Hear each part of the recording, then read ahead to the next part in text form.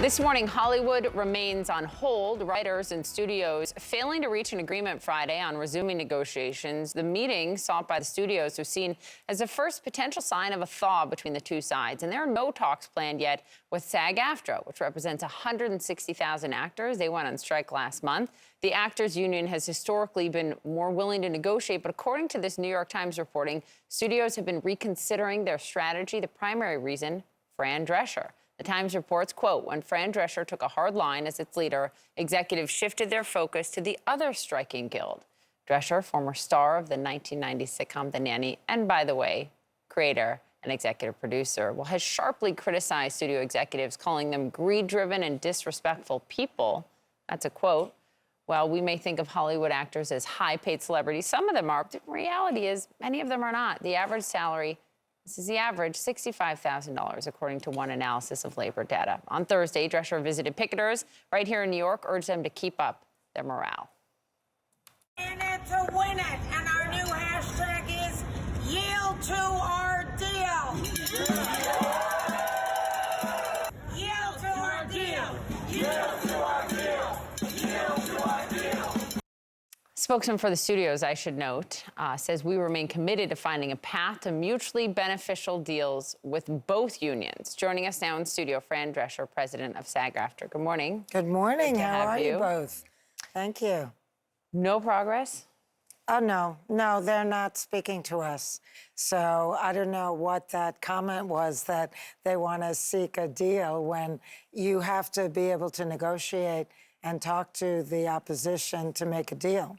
What do you make of the characterization that Poppy just read in the New York Times reporting that you are the reason that they've shifted from negotiating with SAG-AFTRA to focusing on the writer strike in WGA?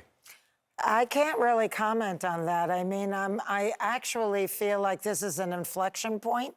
This is not something that will be resolved with incremental changes. This is a holistic shift in contract that must occur because the business model has been changed so dramatically, and they have to understand that that's what it's going to take.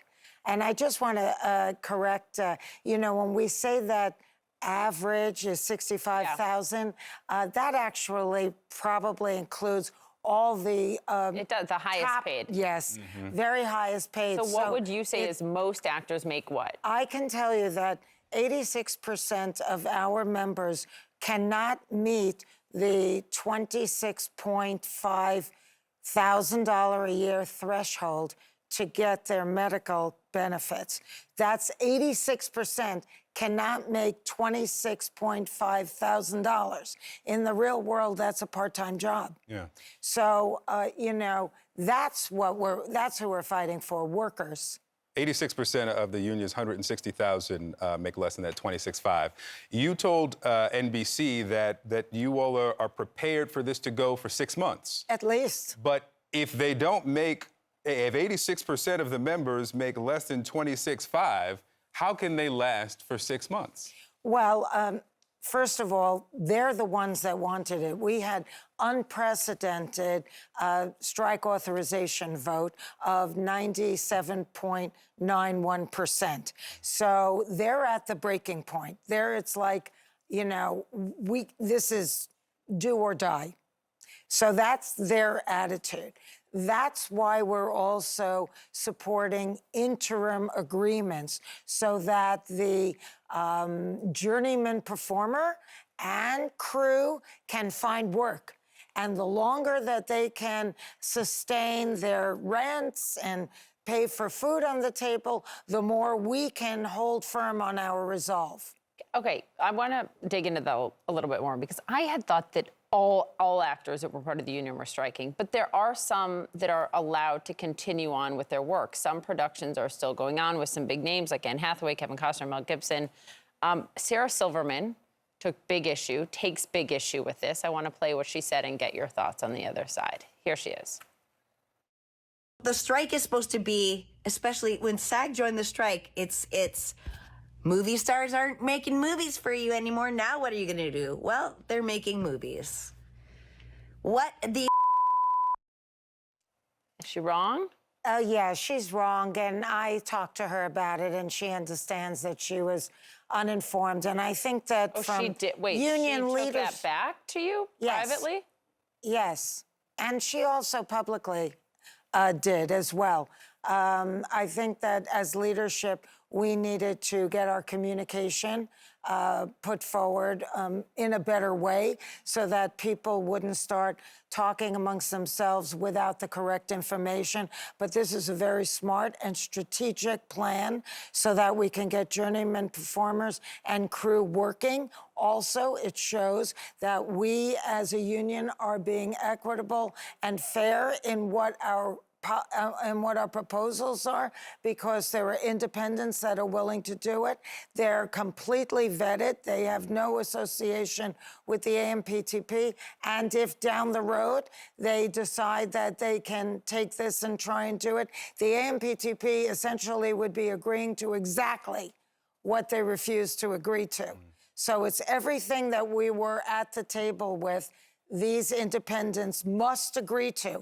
So anybody that's going back to work right now is actually making more money than they've ever made. And it's showing, it's proving that all we want is a fair deal. The AMPTP, that is the Alliance of Motion Picture Television Producers, they say that what they've offered is worth more than $1 billion in wage increases, improvements on residuals, and health care contributions over 3 years. Is there a way to quantify, put a dollar amount on how far apart you are, if that number is accurate, if that $1 billion is the right number they put on their deal? Well, let me put it into perspective for you.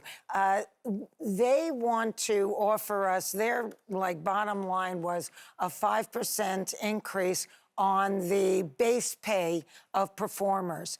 That in real money would be less than what we were making in 2020 because it doesn't catch us up to inflation. And they want us to accept a deal that in real money is less than what we made in 2020 and take us through 2026. I'm sorry, but that's unacceptable. And they have presented us with a business model that essentially squeezes us out of our residuals.